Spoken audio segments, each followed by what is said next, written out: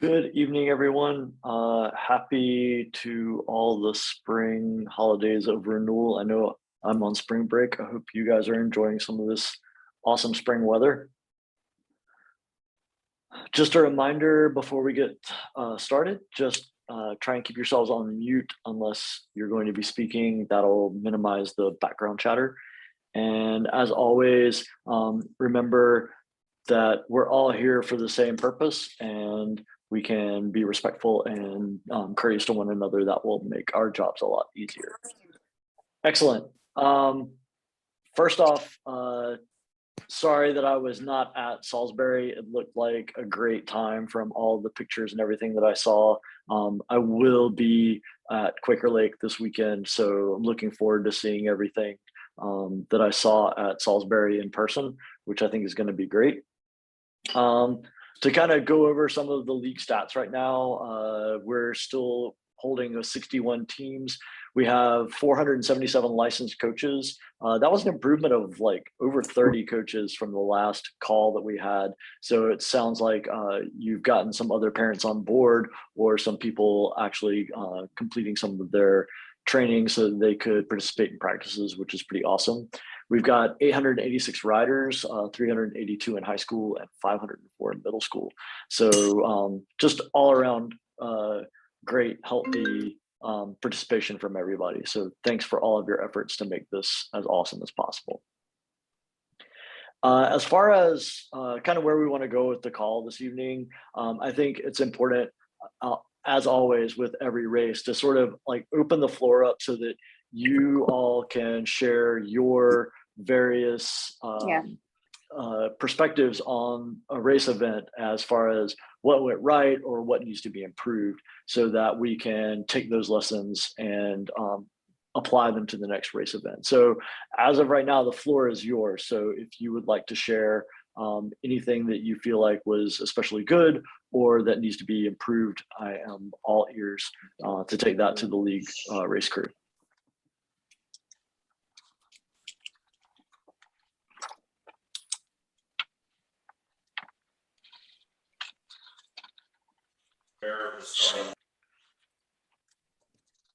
Yes? It would be nice if we knew where the starting line was earlier in the day. Because I heard anywhere from like so far down the hill past where the grass was to up to the top. And so I had my kids start pretty far below, but so they were pleasantly surprised, but it was just such a long range. Starting line as far as like, Abby, can I jump in, Abby? Yeah. So Sean, what had happened was when we were setting up the course on Friday into Saturday, I'm going to say the collective we setting up with guidance from the leadership team kept saying, we think that the starting line is going to go down the hill, further down the hill. It's here now, which was up the hill, let's call it. And we kept saying it's going to be further down the hill. So when we did the pre-ride with coaches, we said, hey, the starting gate is here, but expect it to go longer further down the hill. So it'll be a longer shoot up the hill to start than you see now, but it never happened. So there was a little bit of miscommunication all the way around as to the way it was set on Saturday when we did the coaches ride is the way that it stayed. Is that correct, Abby? We just thought we were, well, somebody had also told some of our other coaches that it actually started like much farther down, which I seemed unreasonable, like in the thick grass, like they were going to come in and mow. So there were just, it just was, you know, there were a lot of, you're hearing a lot of different things. So it was never definitive at any point in time where maybe when we do the pre-ride with coaches, we say, this is the final decision on any outstanding decision to be made. Okay. All right. So would you chalk that up to first time venue issues or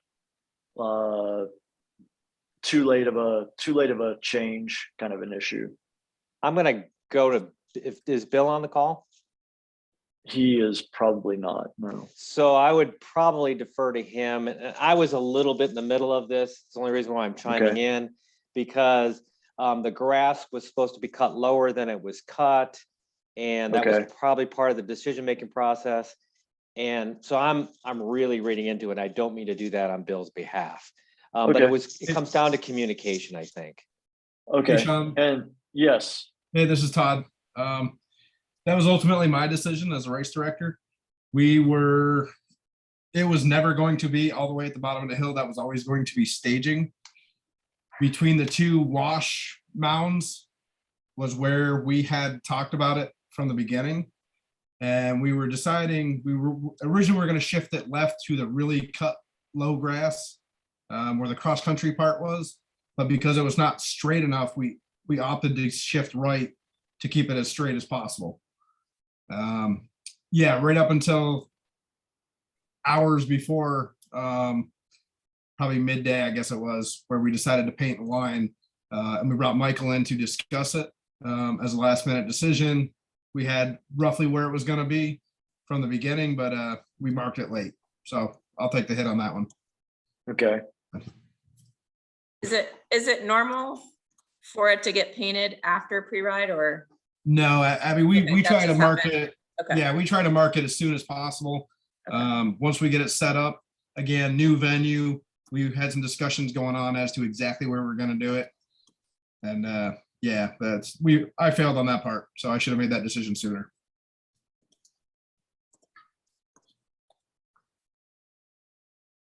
All right. So sounds like just kind of a communication error and something that maybe we need to deal with as the coach supporter staff prior to coaches pre-ride to make sure that we're very clear on what the standing is, to make sure that we don't miscommunicate some type of change that maybe does or doesn't happen. All right. And I would say that's especially important as we go into another new venue with Quaker Lake, that we don't end up kind of getting in a muddle about things whenever we're taking coaches on a pre-ride. So thanks for bringing that up as an issue, Abby. Others that we need to work on or things that went right? Sean, this is Carolyn Prey from Charlotte Catholic and Holy Trinity. Overall, Long-time listener, first-time talker. say that again. Long-time listener, first-time talker. Yes. Never mind.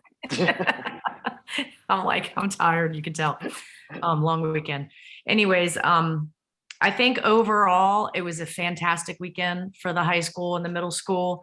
I liked how you delineated the pre-ride because we didn't take either team out for the actual beginning pre-ride.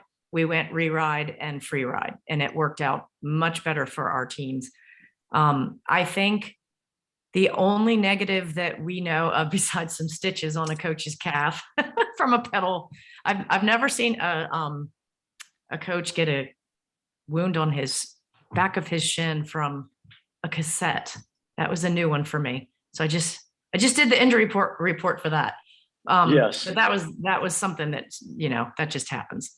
But I think the only source of frustration and it was more the middle school than the high school, was not having more than 10 call-ups, because we were unlucky in the first and second race that we got way in the back. Like our kids were literally in the last row. And they worked really hard. We had one that got up to the podium from the back at the first race, and he got called up. So it wasn't as frustrating for him, and he finished in fourth again. But Okay. our other riders started literally from the back row and got up in the first race to 15, 16, 17, right in there. And then they had to do it again. And we thought they were going to get called up, but I heard it was due to fairness and the kids that didn't get to sign up for the first race, which I will, just from my opinion, I didn't think was fair at all, because I thought that they should just have to fight their second race like ours did in the first race. But our kids had to do it again. And so the parents and the kids were very frustrated by that. And I also felt like it was, the whole point of limiting the fields to begin with was to limit passing. And that made my kids have to pass riders that they had already passed in the first race again for the second time. So I'm hoping, and I've asked this question, but they didn't know yet. So do we know yet how many we're going to call up? Because on the the ones that didn't have a cap, you called up everybody. So what are we doing for Quaker Lake? Because I want to make sure, because part of this was my fault too, because I insinuated after the first race, I was telling them, okay, we got bad luck. We're way in the back. So you just have to push your way up and, pass as many kids safely as you can. And then you'll be good to go at the second race. And they weren't. They started right at the back again. So, I had a lot of apologizing to do and told them, do it again. But this time I didn't promise them a thing because I said, I don't know what's going to happen, but I'm going to push for you. I'm going to see what we can do to get you called up. So what's happening at the next race? We will do 100% call-ups for all categories. Yay, that's a relief. Now, tell them. to add to that, that means that student athletes that have not raced and do not have a standing, they will still be in the random draw, but that any student athlete that has raced that is in the overall standings will receive a call-up based on their overall standings. Okay. Okay. And part of that is because we did not reach the race cap in any category. Okay. All right. And Well, that so moving forward, we will not undo that. We will continue forward with 100% call-ups from this race onward. Are standings currently posted someplace for the folks that like to make spreadsheets? Yeah, actually, if you go to the race results, there's a drop-down menu at the top. It says individual results. If you click on that, it'll give you a bunch of options and it will have like overall results for the series and you can see like the overall standings. Abby. I have a question. Yes. I just thought of this with this. Can we ever see who has signed up for the race before the race? Like to know how many kids are in the race? I can tell you how many kids are signed up in the races, but honestly, like that's even a backdoor weirdness thing for me to even see. And there isn't a way for anyone without administrative access in Pittsburgh to see it. But I can tell you, like the 7th grade category, I think is the highest, is the closest to reaching its race cap with 63. And then I think 8th grade is 59 and 6th grade is 54. I know they're both under 60. But there's nowhere I'm missing where you can see like who signed up for the races. No, yeah, it doesn't do that. You can, yeah, as Diane pointed out, you can see if there's openings in the category, and you can see how many are left, but you can't see like who's registered and that sort of thing. So if you were to go into the overall series results and say your student athlete is ranked, 65th, that doesn't necessarily mean they're getting the 65th call up. It just depends on how many of the 64 kids that are in front of them are there and what their call up would be based on that.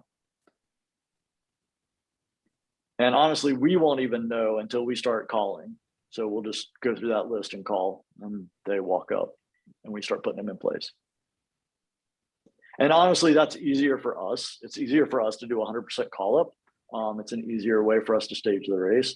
The idea of doing it limited because of the race caps was born out of one of these coaches calls and ideas that were put forward by coaches to try and even the playing field for student athletes that weren't able to get in the first race that would be kind of at a disadvantage. So at this point, we've kind of had, we're going into the 3rd race here. So we feel like with no race cap, no category reaching its race cap, it was a good opportunity for us to go ahead and do 100% call-ups. So is that good news, Caroline? Oh, yes. All right. But having said that, Sean, it was, No it buts, was an no buts. opportunity. Just be like, yes, that's good news. Well, it is, but I'm saying like having them have to do that twice, I think was character building. Oh, good. See? And that's what positive as well. that's how I couched it to them, that, races aren't always going to go your way. And as you get older, something like this might happen. And how are you going to handle it? You got to get in there and fight again and get back to where you were. So Absolutely. Awesome. I was proud of them. They did well. Good. Well, everybody will get that call up and it'll be good to go. So Good. Yay. Thank you. Awesome. Other questions, ideas for improvement? Things that went right? I know, I'm going to talk again, Sean. I know that you guys, we talked about this on a previous call, but I'm still trying to juggle because I happen to be the head coach for middle school because my head coach is really not showing up. So I'm the director and I'm kind of acting as head coach. And I'm one of the top coaches on the high school team as well. And so I think I like to participate in grit with their pre-ride. And so I have yet to be able to ride with the coaches. Is there any way we can start earlier with the coach ride so that we can try to get in a ride with both? There Or is that really just isn't. not gonna work? Yeah, there really isn't a way. We've had discussions about this and just the way the schedule works out. There just isn't a way for us to fit it all in. And so definitely understand where you're coming from. But the way the schedule works is pretty tight to begin with. Now, one thing that we're going to add this this race and just kind of try it out and see how it goes is a coaches only portion of the course preview that will occur after free ride is over. Just more as a social thing than anything else. I know that that doesn't really achieve what it is you're asking for, but just a way for coaches to get out on course and kind of unwind and ride. Because we have had lots of feedback from coaches saying, you know, we come to these events and then we basically work all weekend and never really get to touch our bikes. And so we kind of wanted to do something that kind of was a way for the coaches to get out, stretch their legs a little bit, ride, not worry about being a coach, but just being an adult and riding with other coaches, and more of a social event than anything else. So we'll be working on incorporating that in future events, but we're going to try that this event. Can I add to that, Sean? Sure. So Carolyn, obviously this is a solution that's very limited in the number of people I could do it for. But if your team is not doing the pre-ride immediately when it starts, as you had mentioned, this might work for you in particular. When you sign up for the grit pre-ride, I can make it a point, if you email me, to put you in the very last grit pre-ride that's going out. So that will give you a much larger window of time to get back from the coach's pre-ride. And if you mention to Sean or Michael before the coach's pre-ride begins that you would like to go in one of the first groups for the coach's ride, we can try our best to accommodate that to the best of our ability. Okay, that might work. Okay. I have to email you. I think I already signed up for you for Quaker Lake, so I'll have to email you. And I'll do that.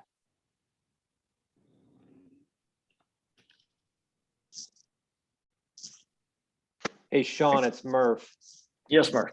So on the positive, we had a limited amount. This is with regards to once the pit zone was open for everyone to unload and set up, we had a limited amount of space where cars and trucks could drive into, unload, and then get the cars back out of there because they couldn't park. They had to park them further away from the pit zone.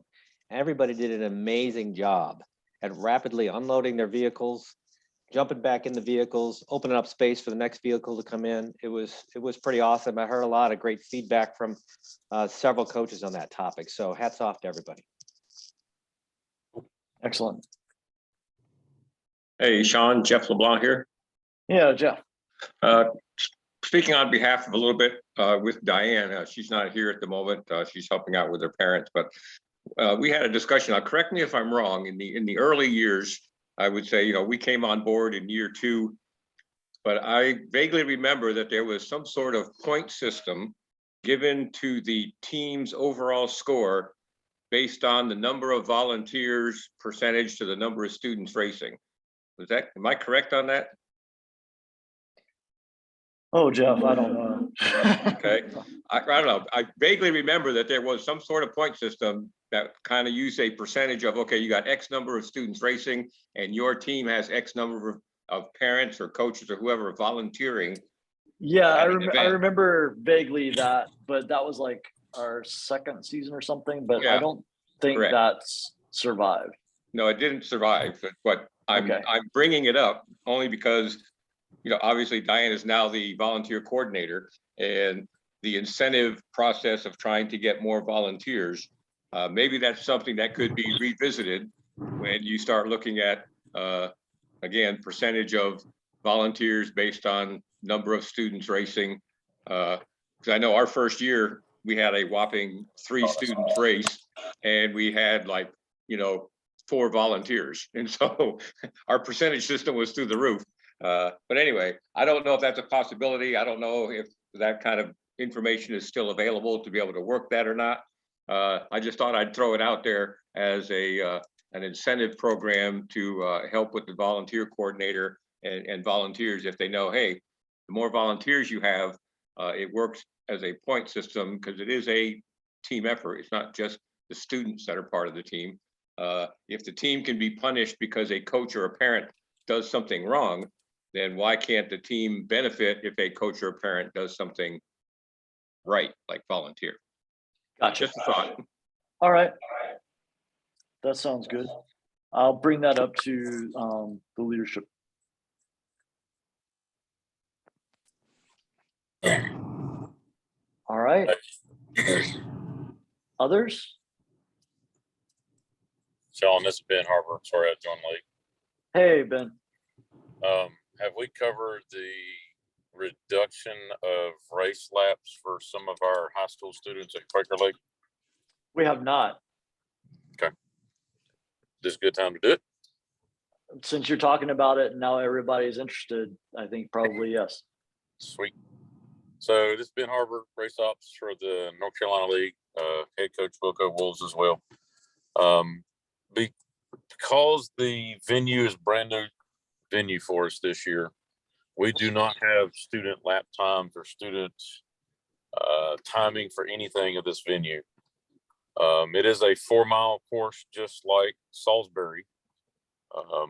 So we have looked at race lap times, full race completion times, and as a league talked and decided to reduce our JV1, our freshmen, JV2, and varsity students by 1 lap that they typically do at either Browns Creek or what we did at Salisbury.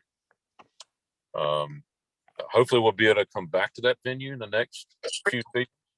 But we certainly want to be cautious this year as to understand how long it takes for students to race this course and be able to have the growth to expand to multiple laps, longer laps later on versus making it a miserable experience this year. So I wanted to call out to those race flyers, pay attention to your JV, freshmen, JV2, and varsity students are reduced by 1 lap. Any questions? Thank you. That's good to know. This is Diane Bush. I had seen that there were fewer laps, but I had assumed the course was longer. It's a 4-mile course. The elevation, I think the last time that a few of our staff were there, is about a 400-foot change in elevation. But there's not a lot of what we consider recovery chill type space. It's a pedal, pedal, pedal all the time type course. So we wanted to err on the side of caution and reduce those lap counts by 1 for all those categories.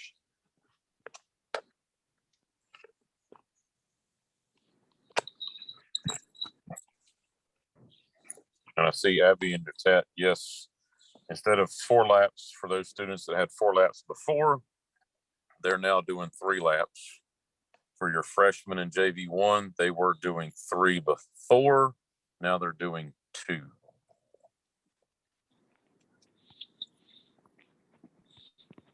So please tell your students if they're doing race prep type planning to plan for a 1 lap shorter. Jim is asking, are middle school A kids still doing 2 laps? And the answer to that is yes. Yep. Correct. All That right. is correct. All right. So we will be doing the 100% call-ups for Quaker Lake, just as a recap, and then this reduced by 1 lap for all of the high school divisions from freshman up.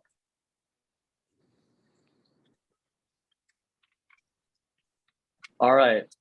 I want to talk briefly about course preview.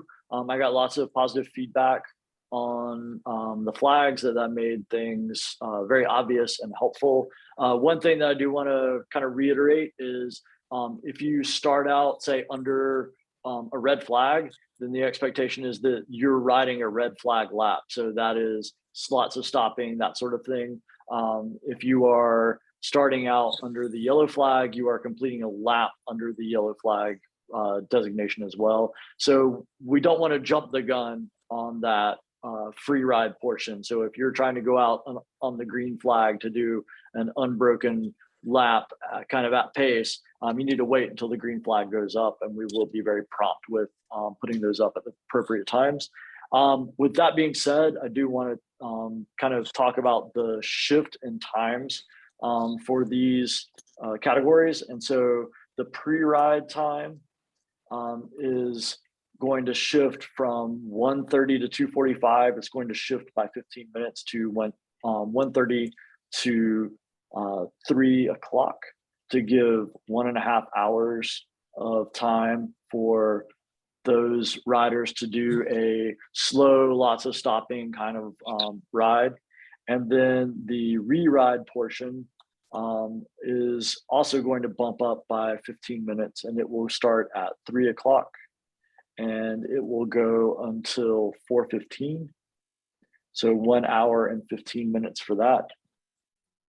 And then the free ride time is, I know on the podcast we talked about shortening it by 30 minutes. We got lots of feedback from you that that was not really workable, and we agree. So we're going to keep that from 4:15 all the way to 5:30. But what we do ask is that no one head out on a lap or start a lap after 5:15. So last time to start a lap will be 5:15.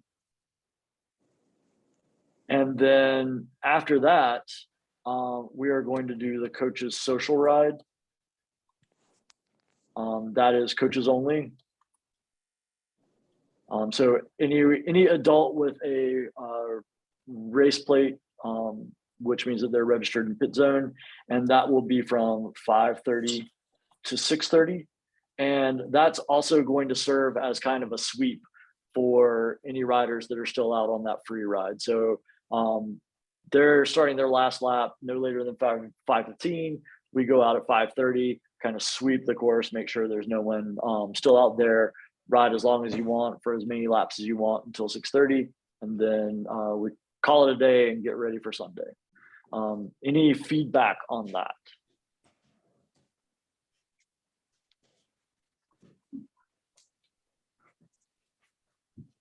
I would ask, this is Ben Harbor again, if there are teams that have veteran students or skilled students, they don't need to be doing hot laps during the pre-ride section. And that is absolutely what we're trying to message. So pre-ride really is for student athletes that need to stop a lot to look at things. They're not experienced. They have not been out on course. They need to take a look at this stuff. If you have high school student athletes that are racing, that have been racing, they're very familiar, they're very adept on the bike. Even though Quaker Lake is a new course, they don't need to go out during the pre-ride and stop a lot. And so they get frustrated having to stop all the time. And then those student athletes that are stopped all the time and their coaches are getting frustrated because that should be a time that they can work with those student athletes in a way that is beneficial to them and without the stress of having kind of people trying to fly by. So this really is, let's be respectful of this time so that 1:30 to 3 o'clock, you're taking out your least experienced, your new, your beginners, those riders that they need to be walked and talked through everything. So that's really what we want to have that time for. Re-ride is for your riders that are maybe not as experienced. They just need to go out, maybe ride at tempo, nothing super fast. We're just out there to ride kind of an unbroken lap. Occasionally, you're going to run into some technical situation where you have to stop. Just make sure you clear the trail if anybody's coming behind you. But the intention is that you're not stopping a lot. You're not having to talk about a lot of things. You're just riding. And then after that, free ride, that's whenever those student athletes go out, use the buddy system. They ride, the way that they want to respectfully. They should not be out there riding 100%. It's not a race. It's not a race within a race. And all they're doing is burning their energy before the actual race start. So making sure that they understand that even though the course is that section is designed for them to go out and ride, that they still need to be respectful and anticipate that they may need to stop. There may be somebody that stops in front of them. There's no need to be cross. There's no need to be rude. Those things happen, and it's just a part of being a mountain biker. So making sure that everyone's respectful of everybody else out on course. But that respect also needs to go both ways, that you should not have a student athlete out there that really should not be out in free ride time, that their more appropriate time is to be pre-ride or re-ride, so that they're respectful of those other student athletes having the time that they need to inspect the course in their way. Questions or feedback on that? I have a question. This is Abby. Yes. I had reached out to Shell because I'm struggling with some of my girls getting time on the course and also fulfilling their ambassador duties. And Shell, you sent me a schedule, and I'm wondering if that schedule is accurate with the new pre-ride times. The schedule for Grit ambassadors? Yeah. Is it the same? Yes, it would still be the same because the Grit pre-ride goes before the team Okay. pre-ride does. Okay. So are there any other coaches that are struggling to find time for their girls to get out on the course? Or am I the only one? I've got 3 ambassadors, and it looks like they're just crammed. They've got 3 to like 3:45. So that's like 1 lap, maybe a little bit more. 3 to 3:45. Yeah, that's their window of time, because then they need to be, and that's if they miss the mechanical clinic, but then they need to be doing their mentee thing at 3:50 for an hour to 4:50. And then maybe they can get on the course again, but they need to be off by 5:30, correct? Correct. That's why we did not cut the Okay. time short, was because of the recognition that those Grit ambassadors needed more time to be able to get out on course. Okay. So 2 laps. Is that normal for all the other kids? They can do it. I mean, to be perfectly honest, Abby, we give about twice to 3 times as much time for course preview as any other league. So Okay. we're really trying to open up a lot more time. But at the end of the day, there is really only so many hours that we have to work with. Right. And I so just we're wonder if trying to, anyone struggling with that with the girls. Is this an issue for anybody else? Maybe it's just us. No. Actually, this is Pete. One of my girls thought that the timing for grit was more structured than it was. And she found out later that she could do her grit time a little more flexible. It wasn't as structured, so maybe talk to Shell about the time.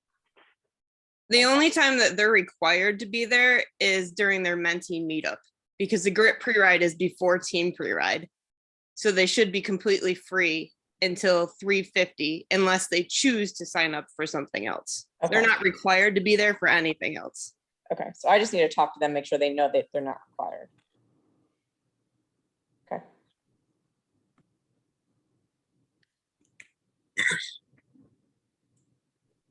One All right. other, this yes. has been Harvard again, one other feature that I will call out at Quaker Lake is there is a very small water feature crossing.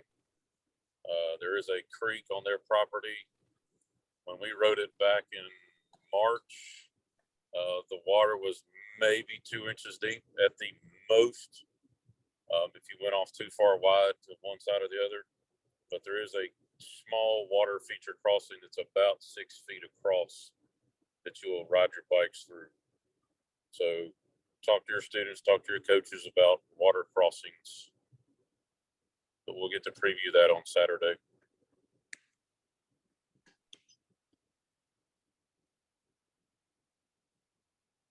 Can I circle back and add something about that grit stuff? Absolutely. So Pete, for the comment about it being more structured, the point of that was for riders who are not necessarily out there pre-riding repeated laps.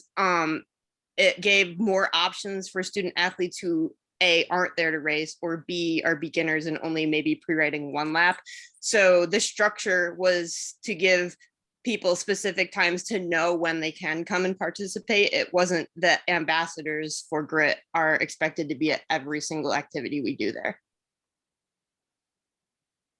Right, that's what my students found out. That was, yeah, that was what was relayed to me. Thank you. Awesome. All right.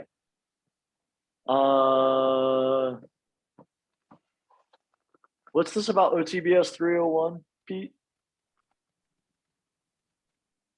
Manual across a waterfall, a water feature. Oh, okay. I was like, there's no OTBS 301. No, just joke. Yes, yes, that's where we do all of the road gaps instruction. Okay, so to get back to kind of race event stuff, I had a couple of coaches reach out to me specifically about passing etiquette and some incidents that their student athletes were involved in. And I really want to reiterate this and make sure that everyone is discussing this with their student athletes and doing it like Saturday before the race, Sunday, like making sure that we reiterate this always. And that is that while the lead rider does control the trail, they do not have it is not positive sporting behavior for them to be actively blocking a rider from passing. And so making sure that they understand that being passed is a part of being a mountain bike racer, but it's also a good opportunity for them to get behind a rider who is faster than they are and see how long they can stay with them. And why is that rider so much faster than I am? What is it that they're doing that I'm not doing? It's a good learning experience for them. And so we did have a couple of reports of a particular student athlete actively blocking student athletes from passing. And this was brought to our attention by a couple of coaches. And it's something that I would really like for you all to specifically address, is that that's not the type of positive sporting behavior that we want our student athletes to exhibit. We really want them to find a safe place for a student athlete to pass and allow them to pass, offering that positive communication back and forth. I need to pass. All right, pass me on the left, pass me on the right. And then the rider who's passing saying, thank you, have a good race. All those things are going to contribute to us having a much better race environment. And that's something that we want to instill in all of our riders. So are there any questions or any feedback on that you would like to share?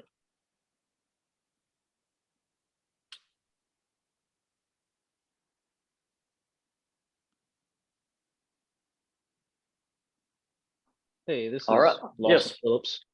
Yes. I just appreciate you bringing that up. My son had mentioned something like that. He was in 8B, and yeah, that's what we've been kind of just teaching them about is, you still use etiquette, and you still, even if you're being blocked, you just kind of how ways to navigate that situation. So yes, and so what we've tried to say is, communicating from behind, saying, hey, I need to pass, I'd like to pass. And then if the rider in front should acknowledge, say, okay, to understand that they heard you. But if they don't, just saying it again, like, hey, when you get a chance, I need to pass. And if they don't, then at that point, they really do need to find that safe place to pass, announce, I'm passing you on your left. I'm passing you on your right. And that's whenever they go for the pass. But otherwise, if that rider in front acknowledges them, letting that rider in front dictate where to make the pass at. Otherwise, kind of doing it the courteous, but kind of taking it into your own hands sort of way is definitely something to take care of. So I appreciate that you're speaking with them on that. Diane, you have your hand up. This is actually Matthew Bush. Diane, my wife and I are both coaches. I just wanted to add that in general, I think that was done really well. I'm sure there were some exceptions, and you guys get to hear about all the problems. But from my perspective, in the woods, I was taking pictures, and I thought the students did a really great job. And the stories I heard from our kids was that they were doing a good job of being courteous and finding times to pass. And occasionally they would be bunched up, and there were coaches in the woods yelling at the kids to, be quicker about passing, and they had already made arrangements for when they were going to pass. And that's an interesting observation. And so I'd like to share a story. I don't know if you're familiar with Major League Soccer, but Landon Donovan was like a major US American Major League Soccer player. He played on Premier League teams. He played in the World Cup, and he started coaching for his daughter's youth soccer team, and went to their first game, and all these coaches are yelling from the sidelines at the girls, telling them what to do. And he was like, "What are you doing?" And they're like, "We're coaching." And he's like, "No, coaching is what we do during the week. Like, now they're playing, it's up to them. Like, let them play and make mistakes, and then we can correct that later on." So understanding that we are a development stage of their mountain biking careers, whether it's racing or lifestyle, but understanding, giving them that space to make mistakes, and then helping them make those improvements after the fact will go a really long way, as opposed to taking away that autonomy of letting them making their own mistakes by kind of constantly on the course correcting them. I think that's something that I would like for us all to think about as we go out there and spectate the races, for sure. So thanks for bringing that up. Yeah, the first race I was in the pit zone the whole time, and it was really interesting. And the pictures are much nicer from the woods, but it was also interesting to see that there were a few really intense coaches out there yelling at everyone the whole time too. Yes, there can be. But we're all passionate about this, so it's understandable. Awesome. And thank you for recognizing that probably my perspective of how races go is not the same as everyone else's. Because it's almost invariably that I'm like, "Oh man, that was horrible. Everything went wrong," because of all the emails that I get. So thanks for saying that things are going much better than they might appear to me. So thank you.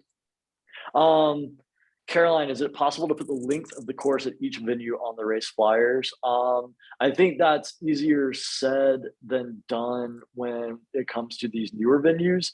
And a lot of times things kind of don't actually work out exactly the way to plan. But as we go to venues more and more, we have a better idea of basic length. But you can sort of maybe think of it in terms of time on course, and always look at those time on course guidelines that we have in the handbook. And then I'm sure Todd or Ben, they can kind of share a little bit more in depth about length of the course at each venue, and how they can share that information too. So Quaker Lake, the course that we've laid out roughly is just a tick over 4 miles long. We may lengthen that with the start line chute before we get into the woods. So it's going to be less than 4.3 miles total for Quaker Lake.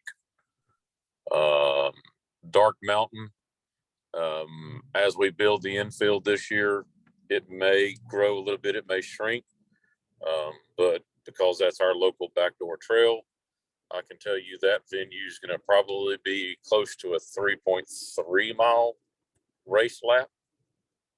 And then Mayadan, they've added some new trail features and trail sections So we've got to look at what the mileage is going to do when we go up there and look at that course and set it up on Friday of how much of the new section do we want to use to benefit the race.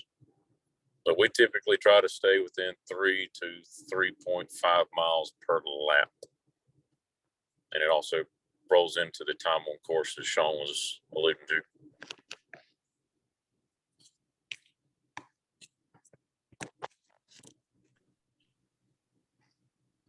Ita, for passing, can you touch on students saying another one to the person being passed? What's the protocol for this? It happened to my riders and they were put into some unsafe situations and didn't feel comfortable. So what I've had communicated with me from my son in the past is that they would work together, and if there was a group of riders that came up on someone they needed to pass, that lead rider, when they asked to pass, they would say, I have 3 that need to pass. Like there's 3 of us that need to pass. And so that kind of like messaged that. So if you find your student athletes are in that situation where they're going to be passed by someone, that rider that's going to be making the passing, if they can kind of call a number that needs to be passed, that will really help. It's kind of amazing there's race situational awareness. Like they understand that there's a couple of kids behind them that also need to pass. And so they can message that to that rider that's being passed. And if we can work on that, that would be great. As far as kind of the messaging of another one, I've definitely experienced that in my own racing. And maybe that's something where I don't know how we can handle that. Let me think about that a little bit more, but I think right now let's go with that first rider that's going to be passed, kind of communicating the number of riders that are going to be passing that rider as a way of kind of helping with that. How does that sound?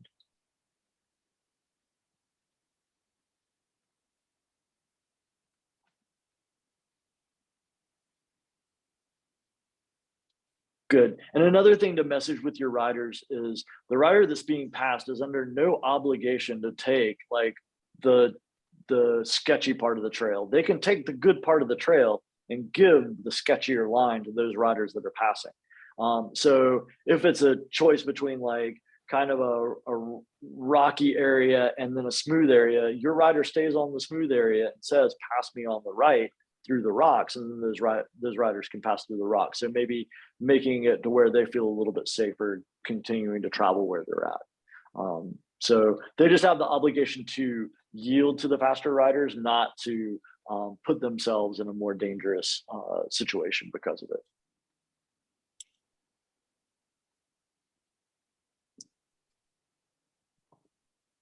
All right.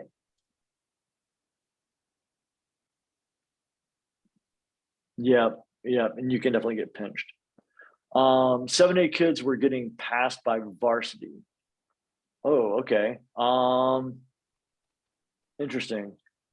That's not happened in the past, which is why we raced them together. But we'll take a look at that and see. I'll have to model that out. But in the past, when we've done it, those 7A kids are usually finishing just a minute or two ahead of the first varsity rider that's going to be passing them. So I'll take a look at that and see what we can do about that. That's a tricky one. Other anything else that you would like to share, discuss?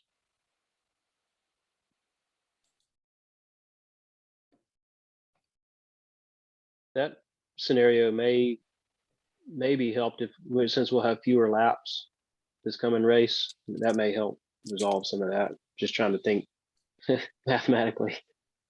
Yeah, it gets hard because you get into this weird where if I give the varsity riders a little bit more of a head start on the 7A riders, I'm actually making it less time for them to catch them. So it's like a balancing act of like how much time you give them. So, and it might be something that where we tighten up the amount of time between their starts so that we're sending them out earlier, the 7A's earlier out on course rather than holding them back a little bit. So we'll take a look at that and see. Yeah, cool. Thanks. I have something about parking for the next race. Yes. I had reached out to Michael Eastwood I guess because I didn't see it on the map, I don't know why, now I did, but we go to the races in an RV and then we're obviously staying off site this time. And so he said that we are not allowed to bring the RV on the site. So I just wanted other coaches to know that, because I know that some folks travel with trucks and trailers. So I'm assuming they will not be able to park there either, since they will be longer than our RV. So I Correct, want to give everybody yeah. a heads up, like, we got to figure out somewhere else to park and carpool. Yeah, and that is from Quaker Lakes. That's their restrictions on that. So yeah, thanks for bringing that up so that others are aware of that situation. One thing to consider would be, thinking about delaying your checkout at the campground. If maybe that necessitates paying extra, that allows you to keep your trailer there. There's a couple of different options that might be available to you other than just trying to find another place to park it. So. Does that mean that a truck pulling a team trailer will need to park elsewhere? How big of a trailer are we talking about, Caroline? Because we're talking about like the trailers that people are staying in for the night. If you're talking about one of those little like Little typical trailer. yeah, Just typical trailer that you put equipment in. yeah, Ben, I know that you're probably more up on this than I am. So can you speak to that? Yeah, so they've got the problem that Quaker Lake has is not a great adequate turning around location for big long vehicles, trailers and the likes. So for the teams that are bringing utility trailers of equipment, we're going to have enough where we're putting the pit zone, enough space for you to pull up, unload the trailer, and do like we've done at Browns Creek, where you park your tow vehicle and trailer at the end of a parking aisle and leave it far away. The concern at Quaker Lake is their parking. We're in a grass field, just like we are at Browns Creek. Hopefully it's a little bit harder. But the concern is enough parking with all these trailers and all that stuff. They just don't have great means to be able to turn them around. So they've asked that none of the big RVs and camp trailers bring those camp trailers in there.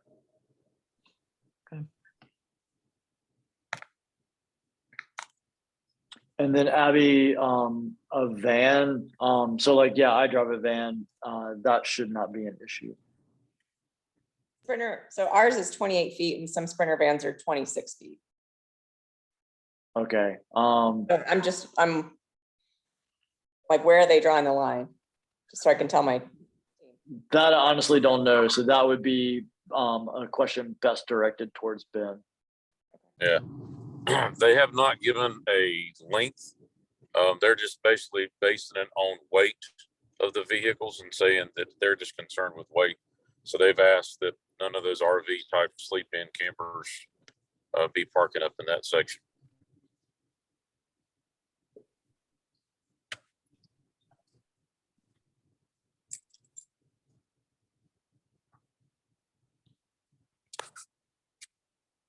All right. Other questions, concerns, anything moving forward for Quaker Lakes?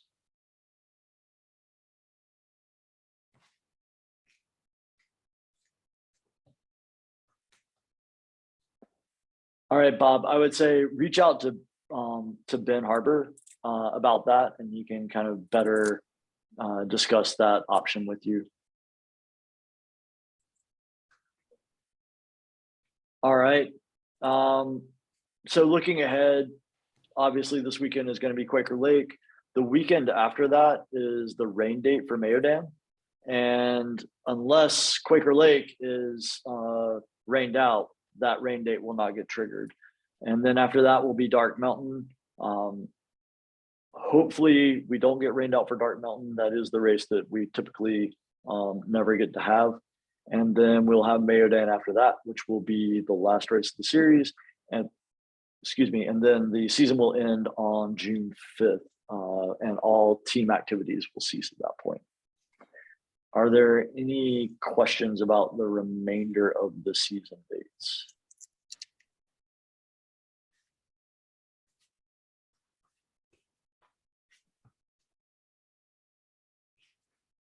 Awesome. Well, thank you very much for your time. And I look forward to seeing all of you at Quaker Lake. And as always, if you have any questions or anything comes up that you need to communicate, just email me, Sean, SHAWN at northcarolinamtb.org, and I'll take care of whatever I can for you. All right. Thank you very much. Have a good evening. Thanks a lot. See you soon. Thank you, Sean. Thanks. Have a good night. Sean, appreciate it. You're welcome. Thank you.